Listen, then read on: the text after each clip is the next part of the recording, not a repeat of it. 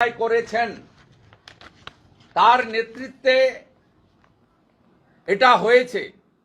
তাই division bench যে judgement দিয়েছিল তাতে অতিরিক্ত শূন্য পদ তৈরি করাটাকে একটা ক্রাইম বলে বলা হয়েছিল, যে হাইয়েস্ট লেভেল থেকে এই দুর্নীতি এবং ক্রাইমটা করা হয়েছে। কারণ মুখ্যমন্ত্রী ওই ক্যাবিনেটে চেয়ার করেছেন। ওই 5ই মে 2022 ক্যাবিনেটে উপস্থিত থাকা ল্যাম্পপোস্টরা সমর্থন করেছেন আর চিফ সেক্রেটারি ইনিশিয়েট করেছেন। মনীষ জৈন পুরো পরিকল্পনাটাকে পেপার বানিয়ে, নোট বানিয়ে, ভাইপোর একজন ঘনিষ্ঠ লয়ার তাকে রেখে এই নোট বানিয়ানো হয়েছে এবং মমতা বন্দ্যোপাধ্যায় ছাড়া এই ক্যাবিনেট রেজুলেশন হতে পারে না। তিনি চেয়ার করেছেন। আগে কি কি এজেন্ডা আসবে সেই এজেন্ডা মমতা বন্দ্যোপাধ্যায়কে অনুমোদন দিতে হয়। এটা ধরা পড়েছে দুভাবে। রাজভবনে পাঠিয়েছিলেন ফাইল, রাজভবন তদানীন্তন রাজ্যপাল আজকের উপরাষ্ট্রপতি জগদীপ ধনখড় অ্যাপ্রুভ করেনি। রাজ্য সরকার সুপ্রিম কোর্টে গিয়ে প্রাথমিকভাবে সিবিআই যে ইনভেস্টিগেশন অতিরিক্ত শূন্যপদ ক্রিয়েশন নিয়ে স্টে নিয়েছিলেন।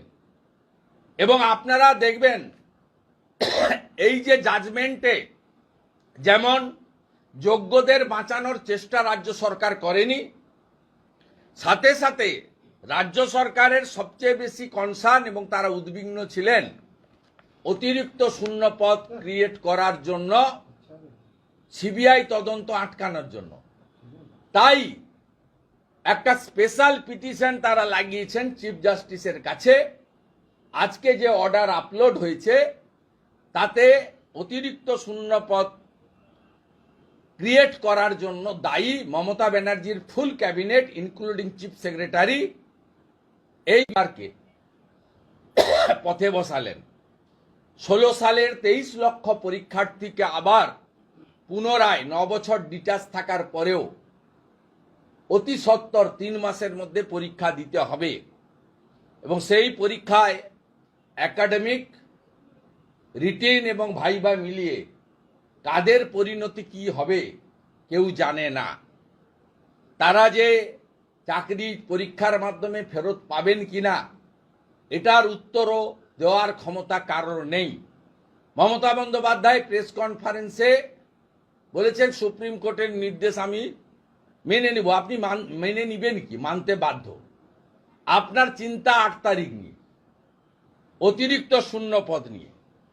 ওম প্রকাশ চৌতালার মতো আপনি সহ আপনার পুরো ক্যাবিনেট যদি ডিভিশন বেঞ্চের অতিরিক্ত শূন্যপদ ক্রিয়েশনের জন্য এই অর্ডার বলবৎ রাখে, সিবিআই বাধ্য হবে ঘাড় ধরে আপনাকে সহ আপনার পুরো ক্যাবিনেটকে জেলের ভিতরে ঢোকাতে।